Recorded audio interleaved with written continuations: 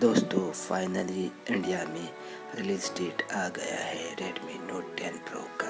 दोस्तों इस वीडियो के साथ बने रहिए, मैं आपको इस वीडियो में प्राइस के साथ इसका स्पेक्स भी बताऊंगा। तो दोस्तों आप इस मेरे चैनल पे नए हैं तो चैनल को सब्सक्राइब कर लेना, साथ ही बेल आइकन को प्रेस कर लेना। तो चलिए दोस्तों वीडियो शुरू करते हैं।